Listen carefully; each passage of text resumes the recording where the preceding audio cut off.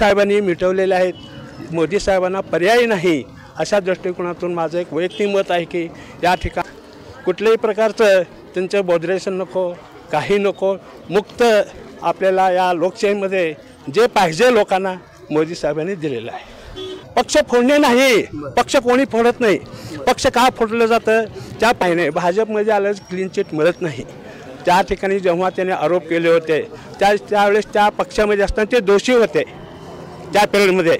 आता इथं BJP ते निर्दोष झालेले, ते निर्दोष होऊन आपल्याकडे आले तर त्यामुळे त्यांचं फोडाफोडीचं राजकारण जे अगोदर करत आलेलं आहे ते हे चालत आलेलं आहे, परंपरा आहे। कुठं असं नवीन भाजपनं असं केलेलं नाही। जे आता पवार साहेबांनी केलं आहे, अगोदर केलं तर ते त्यांच्यात घडलं आहे। हे काय महागाई हे वाढलं असं वाटत नाही तिकडे कसं आता पहिला पेमेंट 4,000 होतं, आता 40,000 झालं, तर महागाई तर वाढणारच। इतर लोकांना हे राजकारण हे नौकं वाटत असेल, पण ज्यांना कायद्याचा अभ्यास आहे त्याला आमच्या दृष्टीने वाटत नाही की कायद्याने व्यक्ती स्वातंत्र्य कायद्यामध्ये दिलेलं आहे। तरी बॅलेट पेपर मुळात काहीच बॅलेट पेपरवर झाल्यानंतर नैसर्गिक कमीत कमी 80 ते 90,000 वृक्ष त्यासाठी तोडावं लागतात। ह्या सर्व हे बॅलेट पेपरचा असून बॅलेट पेपरचा काय तेवढा विषय मोठा नाही। त्या विमामध्ये घोटाळा कुठल्याही कोर्टामध्ये ते सिद्ध झालेलं नाही। हा जुमला आहे, मुळात हा जुमला आहे। जुमल्याचा कुठला कायदा बदलणार आहे, घटना बदलणार आहे, हे सगळे जुमले आहेत। ते राजकारणाच्या पुढल्या वेळेस येतात आणि काम काय आहे काम सगळ्या जनतेला दिसत आहे की किंवा याच्या अगोदर असं टप्पे कधीच घेतले नाहीत, पण त्याच्या शेवटी निर्णय सत्तेपुढे कधी चालपणं चालत नाही आणि ते निवडणूक आयुक्तचं त्यांचं एक हे असेल, त्यांची भूमिका काय असेल। पण काळा पैसे कुठे गेले सगळं लपून ठेवलं, अजूनपर्यंत काढलं नाही। परत कवा काढते, लोकांना फसवते, आज काढतो उद्या काढतो, तेच न्यूज सांगते। लोकांना अकाउंटमध्ये पैसे टाकतो, 1 लाख 2 लाख टाकतो, आतापर्यंत टाकलं नाही। तर गुजरातमध्ये त्यांचं गावात लोकांना टाकते, महाराष्ट्रामध्ये त्यांनी टाकत नाही। त्यांचं गाव मोदी लोक आपण लोकांना टाकत नाही, दुसऱ्या लोकांना पैसे टाकते।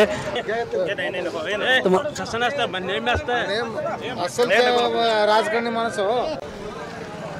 नमस्कार, मी रमेश रुपनवर, आपण पाहताय SR न्यूज चॅनल। आज आपण सोलापूर जिल्ह्यातील अक्कलकोट तालुक्यातील वाघदर या गावी आलो आहे।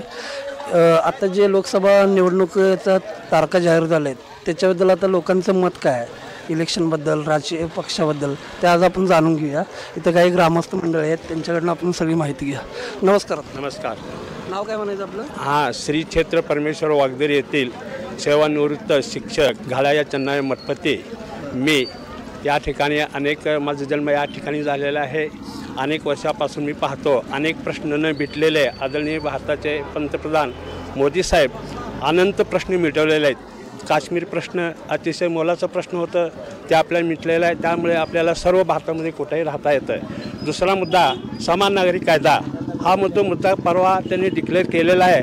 अतिशय चांगले प्रश्न मिटवलेले आहेत। अशा अनेक अनंत प्रश्न मोदी साहेबांनी मिटवलेले आहेत। मोदी साहेबांना पर्याय नाही अशा दृष्टिकोनातून माझं एक वैयक्तिक मत आहे की या ठिकाणी समान नागरिक कायदा, काश्मीरचा प्रश्न, 370 कलम आणि विशेष म्हणजे तरुणांना या ठिकाणी अनेक सुविधा उपलब्ध करून दिलेल्या आहेत, नोकरीमध्ये चान्सेस दिलेले आहेत। आता आदरणीय मोदी साहेबांनी महिलाविषयी अतिशय सुंदर निर्णय घेतलेले आहेत। जे आपल्या धर्मामध्ये अनेक प्रश्न होते ते धर्मांतर झालेले प्रश्न आहेत, त्यांना देखील त्यातून मोकळे केलेले आहेत। कुठल्याही प्रकारचं त्यांचं बॉर्डरेशन नको, काही नको, मुक्त आपल्याला या लोकशाहीमध्ये जे पाहिजे लोकांना मोदी साहेबांनी दिलेलं आहे। बरं, पण आता जे राजकारण चालू आहे याच्यामध्ये जे पक्ष फोडाफोडी चालू आहे याच्याबद्दल तुम्हाला काय वाटतं? पक्ष हे जे आता भाजप जे करते ते तुम्हाला योग्य वाटतं? भाजपनं जे करत आहे ते लोकांच्या दृष्टिकोनातून लोकांचं हितावं, लोकशाहीसाठी जे तारक आहे ते करत आहे। लोकांच्या कल्याणासाठी भाजप अतिशय सुंदर कार्य करत आहे। म्हणजे हे योग्य आहे, पक्ष फोडणे योग्य आहे? पक्ष फोडणे नाही, पक्ष कोणी फोडत नाही। पक्ष का फोडलं जातं त्या पक्षामध्ये त्यांचं कार्य चांगलं राहत नाही। भाजपनं कार्य चांगलं करू लागलं आहे म्हणून तिथले लोक आपल्याकडे येतात, त्याला पक्षपट्टी म्हणत नाहीत, कार्य पाहून लोक आपल्याकडे येतात। ज्याच्यावर भाजपनं आरोप केले तीच लोक भ्रष्टाचाराचे आरोप झाले, तीच लोक आज भाजप सोबत आहेत, मोदी साहेबांसोबत आहेत, त्यांनीच त्यांच्यावर आरोप केले। ते त्यांच्याकडे ज्या वेळेस ज्या पक्षामध्ये त्या पक्षामध्ये असताना त्यांनी जे कटकारस्थान केले त्या पक्षामधून इथं आल्यानंतर ते कटकारस्थान वगैरे केलेले नाहीत. अतिशय सुंदर कार्य करण्यासाठी या ठिकाणी आलेले आहेत. त्यामुळे पक्ष फोडणीचा प्रश्न येत नाही. पण आता आरोप त्यांनीच आरोप केले होते ना त्यांच्यावर. असू दे मग की. आता ते आरोप आता मग ते क्लीन चिट मिळते ना त्यांना भाजपमध्ये गेलं असं लोक नाही भाजपमध्ये आलं क्लीन चिट मिळत नाही. त्या ठिकाणी जेव्हा त्याने आरोप केले होते त्यावेळेस त्या पक्षामध्ये असताना ते दोषी होते त्या पिरियडमध्ये. आता इथं BJP ते निर्दोष झालेले आहेत. ते निर्दोष होऊन आपल्याकडे आले आहेत. त्यामुळे त्यांच्यावर जे आरोप केले ते आरोप म्हणजे ते त्या पक्षामध्ये निर्दोष होऊन आपल्या पक्षामध्ये चांगले लोक आलेत. त्यामुळं भारतीय जनता पार्टी हा या ठिकाणी आपल्या भारत देशामध्ये जवळजवळ 400 ते 420 जागा मिळतील असा माझा अंदाज आहे. आणि महाराष्ट्रामध्ये जवळजवळ आता या ठिकाणी महाराष्ट्रामध्ये मोदी साहेबांचा विकास अतिशय सुंदर आहे. परंतु अनेक पक्षाचे एकत्रीकरण झाल्यामुळे या ठिकाणी महाराष्ट्रामध्ये 80 ते 90% या ठिकाणी आपल्याला चान्सेस आहेत. आणखी काही लोकांचं मत आहे. तुम्ही दादा काय सांगा तुम्हाला आता जे राजकारण चालू आहे एक मिनिट आत्ताच्या राजकारणाबद्दल तुम्हाला काय वाटतं? जे आता जे भाजप सरकार जे करते किंवा आता जे चालू आहे फोडाफोडीचं राजकारण किंवा हे याच्याबद्दल तुमचं काय मत आहे? फोडाफोडीचं राजकारण जे अगोदर करत आलेलं आहे ते हे चालत आलेलं आहे, परंपरा आहे. कुठं असं नवीन भाजपनं असं केलेलं नाही. जे आता पवारसाहेबांनी केलं आहे अगोदर केलं आता ते त्यांच्यात घडलं आहे. हे काय नवीन नाही. म्हणजे जे आहे ते आता योग्य चालू आहे ते. त्याच्यामुळे काय त्याच्यात एवढं विशेष नाही. पण महागाई वाढते त्याच्याबद्दल काय मत आहे? महागाई हे वाढलं असं वाटत नाही. वाटत नाही का तुम्हाला? तुमचं काय मत आहे? महागाई वाढणारच.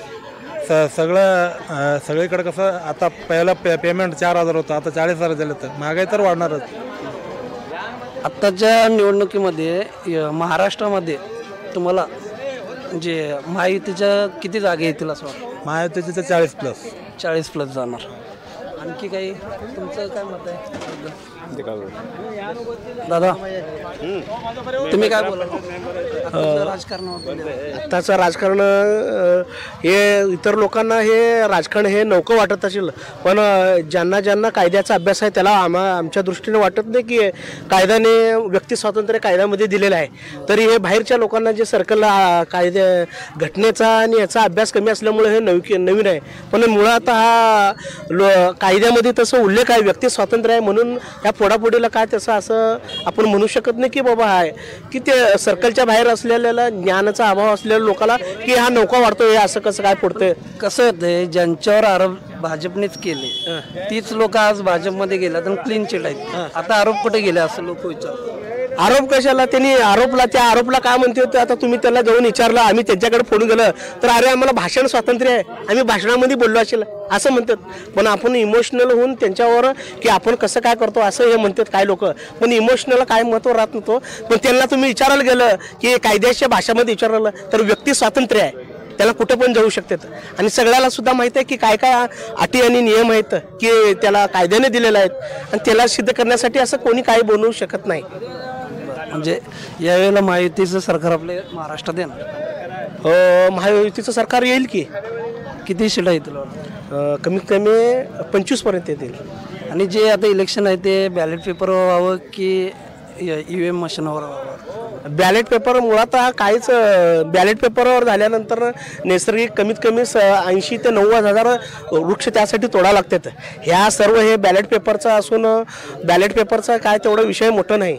म्हणजे असं लोकांना असं वाटतं की EVM मध्ये घोटाळा वगैरे होते असं. नाही त्या EVM मध्ये घोटाळा कुठल्याही कोर्टामध्ये ते सिद्ध झालेलं नाही. हा जुमला आहे. मुळात हा जुमला आहे. जुमल्याचा कुठला कायदा बदलणार आहे, घटना बदलणार आहे, हे सगळं जुमले आहे. ते राजकारणाच्या पुढल्या वेळेस येतात. आणि काम काय आहे काम सगळ्या जनतेला दिसत आहे की.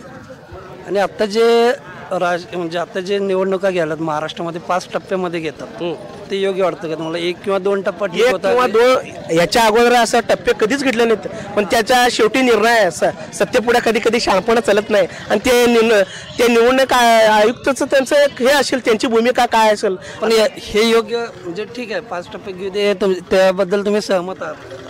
सहमत आहे त्याबद्दल. आता ते काय कशामुळे कारण केलं ते त्यांनाच विचारायला पाहिजे. हवं त्यांनाच विचारा.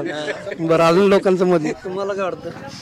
राजकारणाबद्दल आपल्या सागर परमेश्वरमने मोदी सगळं तिकडे हे करते, इथं वागदरी गाव सोलापूर मुंबईमध्ये काय बी काम नाही करत, त्यांचं गाव सुधारत नाही, तिकडे सुधारत नाही. काळा पैसे कुठे गेले सगळं लपून ठेवलं, अजूनपर्यंत काढले नाही.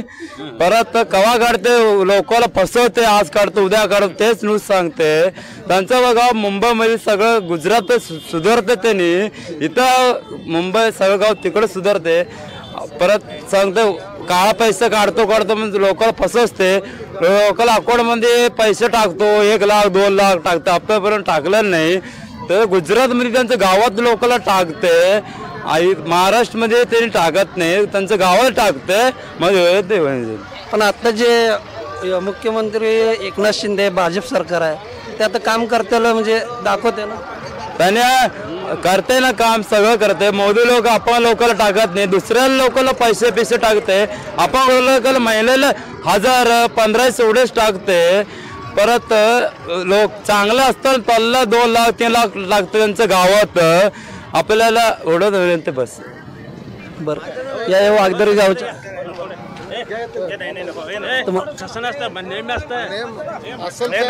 राजकारणी माणूस हो. बरं या वागदर